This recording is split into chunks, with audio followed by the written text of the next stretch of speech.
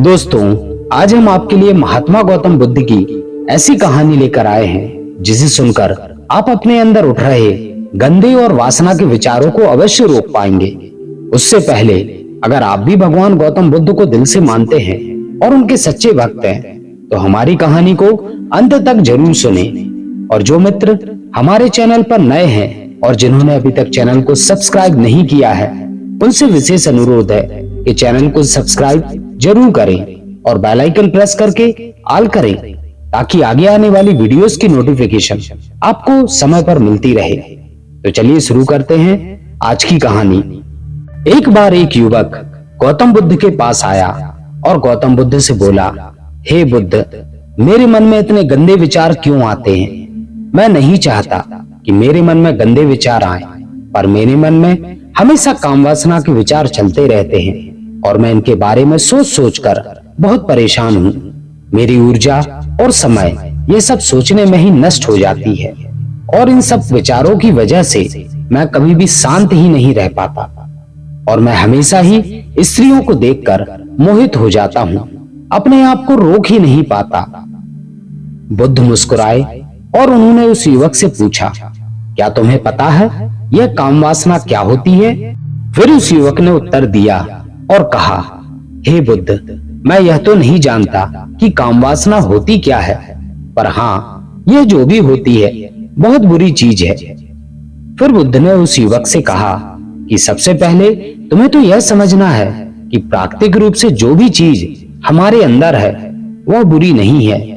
हमारे जीवन में उसकी कुछ ना कुछ जरूरत है। वासना कोई बुरी बात नहीं, यह तो हमारे मन की एक भावना है जो हमें किसी ना किसी चीज की कमी का एहसास करवाती है और फिर हम उस चीज को पाने के लिए उस चीज की तरफ आकर्षित हो जाते हैं। जैसे अगर तुम्हारे पास धन की कमी है तो तुम में धन पाने की वासना उत्पन्न हो जाएगी। तो वासना कुछ और नहीं, बस एक प्रकार की कमी है जो कि एक प्रकार की जरूरत का एहसास है, और जब यह जरूरत शारीरिक हो तो हम इसे काम वासना का नाम देते हैं। युवक ने गौतम बुद्ध को कहा कि बुद्ध, मुझे काम वासना का मतलब तो समझ में आ गया, पर आप मुझे यह बताइए कि यह आती कहां से है और कैसे आती है? गौतम बुद्ध ने कहा कि काम वासना कहीं से नहीं आती, यह तो हमारे अंदर ही होती है और इसका होना भी जरूरी है, तभी तो मानव जाति का विस्तार होगा। युवक ने कहा, जब यह हमारे अंदर ही है और जरूरी भी है तो फिर लोग इसे गलत क्यों बोलते हैं? बुद्ध ने कहा कि यही तो समस्या है, लोगों ने काम वासना को गलत तरीके से सोच लिया है, इसे छुपाने की, दबाने की कोशिश करते हैं। काम वासना गलत नहीं है, बल्कि काम वासना का गलत तरीके से प्रयोग करना गलत बात है। लोग जिससे प्रेम करते हैं बस उसी के लिए जीने लग जाते हैं, उसे पाना ही अपना मार्ग बना लेते हैं और उसी के बारे में हमेशा सोचते रहते हैं, पर यह सब गलत है। बुद्ध ने युवक से कहा, क्या तुम्हें पता है जानवरों में भी काम वासना होती है? युवक ने उत्तर दिया, हाँ बुद्ध, जानवरों में भी काम वासना होती है, क्योंकि जानवर भी तो आखिर अपने वंश को आगे ले जाएंगे। बुद्ध ने कहा, तो फिर हम जानवरों की काम वासना को गलत क्यों नहीं कहते? युवक ने कहा, मुझे नहीं पता महात्मा जी, आप ही मुझे बताइए। गौतम बुद्ध ने कहा कि जानवर अपनी काम वासना का प्रयोग आनंद प्राप्ति के लिए नहीं करते, वह तो सिर्फ संतान उत्पत्ति के लिए काम वासना का उपयोग करते हैं। जानवरों को प्रकृति ने इतनी समझ नहीं दी है कि वह काम वासना को अपने सुख का आधार बना सके। मनुष्य अपनी समझ के बलबूते पर प्रकृति में पाई जाने वाली प्रत्येक वस्तु को अपने सुख के लिए प्रयोग करता है। हम इंसानों ने ही काम वासना को अपने सुख का साधन बना लिया है, जबकि प्रकृति ने तो हमें अपने वंश को आगे ले जाने के लिए इसको दिया था, लेकिन इंसानों ने इसे अपने जीवन का परम लक्ष्य बना रखा है और इस तरह से काम वासना का आ जाना गलत है। युवक ने पूछा, महात्मा जी, यह काम वासना हम पर हावी क्यों हो जाती है? यह हमेशा क्यों आ जाती है? तब गौतम बुद्ध ने कहा कि सुनो, अब जो मैं तुम्हें बताऊंगा उसे तुम ध्यान पूर्वक सुनना। काम वासना का सारा खेल तुम्हें समझ में आ जाएगा, तुम्हें तुम्हारे सारे सवालों के जवाब मिल जाएंगे, बस तुम्हें ध्यान से सुनकर समझना है। एक बार की बात है, एक आश्रम में गुरु और उसके शिष्य रहा करते थे, जो रोजाना आश्रम के बाहर स्थित गांव में भिक्षा के लिए जाते थे।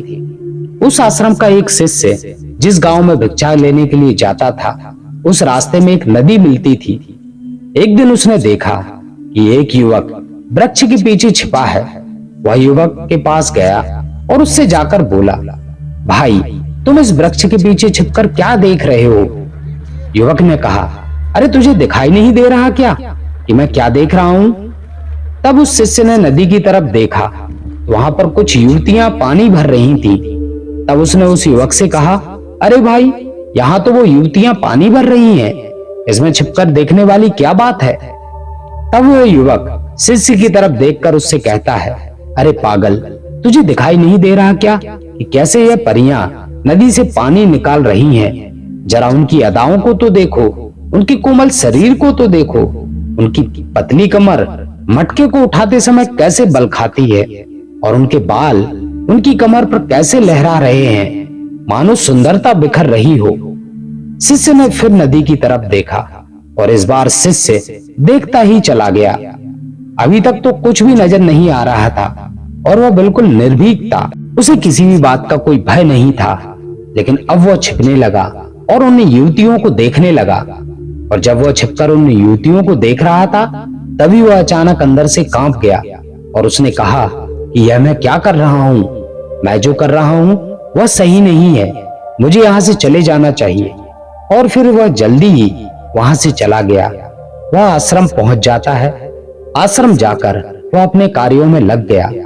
लेकिन जो अभी वह देखकर आया था, वही उसकी आंखों के सामने बार बार आ रहा था। उसके मन में वही दृश्य चल रहा था। उसका मन वही सब देखने के लिए उतावला हो रहा था। उसका किसी भी काम में मन नहीं लग रहा था। सुबह होते ही वह जल्दी ही भिक्षा के लिए आश्रम से निकल जाता है और उस नदी के पास वाले वृक्ष के पास पहुंच जाता है, जहां पर वह युवक पहले से ही मौजूद था। उसके साथ मिलकर युवतियों को छुप छुप कर देखने लगता है। अब वह रोज ऐसा करने लग गया। यह उसके रोज का काम हो गया। अब उस शिष्य का मन किसी भी काम में नहीं लगता था। वह हमेशा ही किसी न किसी प्रकार के विचारों में उलझा रहता था। वह आश्रम के कार्यों को भी ठीक से नहीं कर रहा था, ना ही ठीक से सो पाता था और ना ही ठीक से खाना खा पाता था। उसका मन बेचैन सा रहता था। उसका मन बार बार उन युवतियों के सौंदर्य को देखने के लिए लालायित होता रहता था। जब गुरु शिक्षा देते, तब भी उसका मन कहीं और विचारों में खोया रहता था। गुरु ने अपने शिष्य की इन हरकतों को भांप लिया था। तब एक दिन गुरु ने शिष्य को अपने पास बुलाया और कहा कि आज से मैं भी तुम्हारे साथ भिक्षा मांगने चलूंगा। तुम और मैं साथ साथ भिक्षा मांगने चलेंगे। तभी शिष्य गुरु को मना करते हुए बोला, नहीं गुरुदेव, आप परेशान क्यों हो रहे हैं? मैं अकेला ही ठीक से भिक्षा मांग सकता हूँ। गुरु ने शिष्य से कहा कि ठीक है, तुम अकेले ही भिक्षा मांग के ले आओ। शिष्य तुरंत वहां से भिक्षा मांगने के लिए निकल गया। उसके जाने के बाद गुरु भी आश्रम से निकल गए और शिष्य का पीछा करने लगे कि वह कहाँ जाता है, किससे मिलता है। यह सब देखने के लिए उसके पीछे पीछे चलने लगे। कुछ आगे जाने के बाद गुरु ने देखा कि उनका शिष्य एक युवक के साथ एक वृक्ष के पीछे अपराधी की तरह छिपकर खड़ा है और छिपकर कुछ देख रहा है। गुरु भी अपने शिष्य के पीछे गए कि आखिर उनका शिष्य क्या देख रहा है, जिसे देखने के लिए वह वृक्ष के पीछे अपराधियों की तरह छिपा हुआ है। गुरु ने देखा कि उनका शिष्य वृक्ष के पीछे छिपकर युवतियों को देख रहा था, जो कि नदी से पानी भर रही थी। तभी गुरु ने शिष्य से कहा कि तुम क्या देख रहे हो? अपने गुरु की आवाज सुनकर वह शिष्य घबरा गया और उसके पसीने छूटने लगे। वह थर थर कांपने लगा, जैसे किसी चोर को चोरी करते समय रंगे हाथों धर लिया गया हो। उसकी हालत खराब हो गई। वह कुछ भी नहीं बोल पा रहा था। उसके मुंह से कुछ टूटे फूटे शब्द ही बाहर आ रहे थे। वह अपने गुरु से नजर भी नहीं मिला पा रहा था। गुरु ने शिष्य की तरफ देखा और कहा कि मेरा शिष्य तो निर्भीक था, उसे किसी भी चीज का डर नहीं था। लेकिन यह कहा, तुम तो डर के मारे कांप रहे हो। शिष्य ने गुरु से कहा, मुझे माफ कर दो गुरुदेव, इसमें मेरा कोई दोष नहीं है। उस युवक ने मुझे बहका दिया था, लेकिन मैं आपसे वादा करता हूं कि आज के बाद मैं ऐसा कभी दोबारा नहीं करूंगा। मुझे माफ कर दीजिए। गुरु ने शिष्य से कहा कि कोई बात नहीं, पर इस बात पर तुम ध्यान रखना कि हम जैसी संगति करते हैं वैसा ही फल हमें प्राप्त होता है। उसके विचार हमारे अंदर प्रवेश करते हैं, इसलिए अच्छी संगति करो जिससे तुम्हारे अंदर अच्छे विचारों का प्रवेश हो। और फिर गुरु और शिष्य आश्रम लौट आए। वो फिर से आश्रम के कार्यों पर ध्यान देने लगा। उसने उस रास्ते को त्याग दिया और दूसरे रास्ते से जाने लगा। वह अपने काम को ध्यान से करता, लेकिन धीरे धीरे उसके अंदर क्रोध उत्पन्न हो गया और फिर वह दूसरों पर क्रोध करने लगा और बेचैन रहने लगा। अब वह सही समय पर भोजन भी नहीं करता और भोजन भी करता तो बहुत कम खाता था। एक रात गुरु शिष्य के पास आए और उससे बोले कि अब तक तुमने कितनी बार अपने वादे से मुकर चुके हो। यह सुनकर शिष्य अपने गुरु के चरणों में गिर गया और रोने लगा। रोते रोते ही उसने गुरु से कहा, गुरुदेव, मैं कई बार अपना वादा भुला चुका हूँ। फिर वादा कर लेता हूँ, लेकिन हर बार मैं वादा भुला देता हूँ। मेरा मन मेरे नियंत्रण में है ही नहीं। मैं बहुत कोशिश करता हूँ कि मैं अपने मन के सारे बुरे विचारों को निकाल डालूं, लेकिन यह चाहकर भी मैं ऐसा नहीं कर पाता हूँ। फिर गुरु ने शिष्य से कहा कि चलो मेरे साथ। गुरु शिष्य को आश्रम के बगीचे में लेकर गए और शिष्य से कहा, यहाँ पर कुछ नालियां बनी हुई हैं, जिससे नदी का पानी इन पौधों तक आ रहा है और यह पानी एक निरंतर भाव से बह रहा है। क्या तुम इस पानी के बहाव को रोक सकते हो? शिष्य ने कहा, हाँ गुरुदेव, मैं इस बहाव को रोक सकता हूँ। फिर शिष्य ने मिट्टी उठाकर उस नाली में डाल दी। वह पानी कुछ देर के लिए रुक गया और फिर कुछ समय बाद मिट्टी के ऊपर से पानी बह गया। गुरु ने शिष्य से कहा, अरे यह क्या, यह पानी तो रुका ही नहीं। फिर शिष्य ने कुछ मिट्टी और पत्थर उठाकर उस नाली में डाल दिए और फिर कुछ समय के लिए पानी रुक गया, लेकिन फिर उस पत्थर के ऊपर से पानी निकल आया। फिर गुरु ने कहा, यह क्या हुआ, पानी तो फिर से बह गया। तुम तो बोल रहे थे कि तुम इसे रोक दोगे। क्या हम किसी काम को रोकना चाहें तो क्या हम उसे रोक नहीं सकते? तब शिष्य ने कहा, कोई बात नहीं गुरुदेव, मैं इस पानी को तो रोक कर ही दिखाऊंगा। वह फिर से एक भारी सा पत्थर लेकर आया और उसे नाली पर डाल दिया और पानी रुक गया।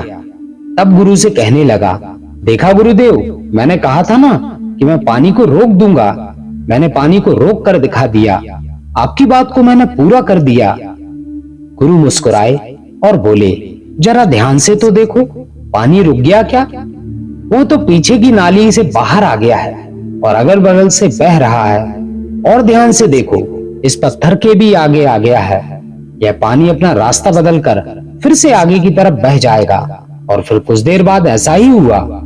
फिर गुरु ने शिष्य को समझाया कि तुम्हारे साथ भी तो ऐसा ही चल रहा है। तुम बार बार प्रयास कर रहे हो, पर हर बार तुम्हारा प्रयास टूट रहा है और यह हमेशा टूटता ही रहेगा। तुम कितना भी मिट्टी पत्थर रख लो, लेकिन पानी तो अपना रास्ता बना ही लेगा। यह सब देखकर शिष्य ने गुरु से कहा, हे गुरुदेव, क्या कोई तरीका नहीं है जिससे मैं गंदे विचारों से बाहर निकल सकूं और ये मेरे मन में आए ही नहीं? गुरु शिष्य को एक नदी के पास ले गए जहां से उस बगीचे में पानी आ रहा था। गुरु ने शिष्य से कहा, यह पानी इसी नदी से जा रहा है। अगर हम यहीं से उस रास्ते को बंद कर दें जहां से पानी बगीचे में जा रहा है, तब क्या हम पानी को रोक नहीं सकते? शिष्य ने कहा कि हाँ गुरुदेव, अवश्य ऐसा हो सकता है। मैं इस पानी को यहीं से बंद कर देता हूँ, तब आगे की नाली में पानी जाएगा ही नहीं और फिर बगीचे में भी पानी नहीं जाएगा। फिर उस शिष्य ने नदी से जाने वाले रास्ते को बहुत मेहनत करके पत्थर और मिट्टी डालकर बंद कर दिया और गुरु से कहा कि गुरुदेव, मैंने पानी को बंद कर दिया है, अब यह पानी बगीचे में जाएगा ही नहीं। तब गुरु ने कहा कि अगर पानी बगीचे में नहीं जाएगा तो पौधों को पानी कहां से मिलेगा? उन पौधों को तो पानी की आवश्यकता है और उन पौधों में तो कुछ पौधे ऐसे हैं जिन्हें रोज पानी की आवश्यकता है। वो तो मुरझाकर मर ही जाएंगे, उनका क्या होगा? पानी तो हमें खोलना ही होगा। शिष्य ने गुरु की बात सुनकर वापस नदी से जाने वाले पानी का रास्ता खोल दिया। तब गुरु ने शिष्य से पूछा कि अगर हम इस नदी के पूरे पानी को बगीचे की तरफ कर दें तो क्या होगा? तब शिष्य ने जवाब दिया कि गुरुदेव, वहां पर जितने भी पौधे हैं वह गलकर नष्ट हो जाएंगे, वहां पर कुछ भी नहीं बचेगा। फिर गुरु मुस्कुराए और बोले, तुम इस बात को समझो कि हमें किसी भी चीज को रोकना नहीं है, बस हमें हमेशा संतुलन बनाए रखना है। कम पानी से भी पौधे नष्ट हो जाते हैं और ज्यादा पानी से भी पौधे नष्ट हो जाते हैं। हमारा जीवन भी संतुलन से ही चलता है। गुरु ने शिष्य से कहा कि अगर मैं तुमसे कहूं कि तुम आम के बारे में मत सोचो, तो तुम्हारे मन में सबसे पहले किसका चित्र आएगा? शिष्य ने कहा कि गुरुदेव, मेरे मन में तो पहला चित्र आम का ही आएगा। गुरु ने कहा कि जब हम गंदे विचारों को जबरदस्ती रोकने का प्रयास करते हैं तो वह और मजबूती के साथ हमारे अंदर प्रवेश करते हैं, हमारे अंदर उठते हैं। इसलिए हमें उन्हें कभी भी दबाने की कोशिश नहीं करनी चाहिए।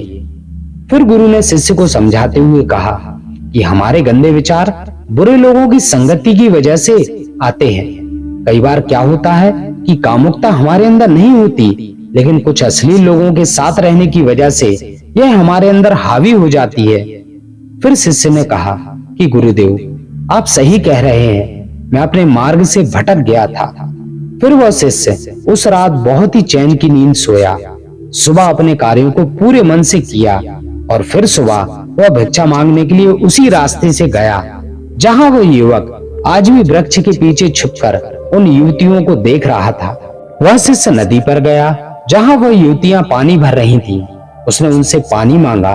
उनमें से एक युवती ने उसे पानी पिलाया और उस सन्यासी शिष्य के चरण छुए।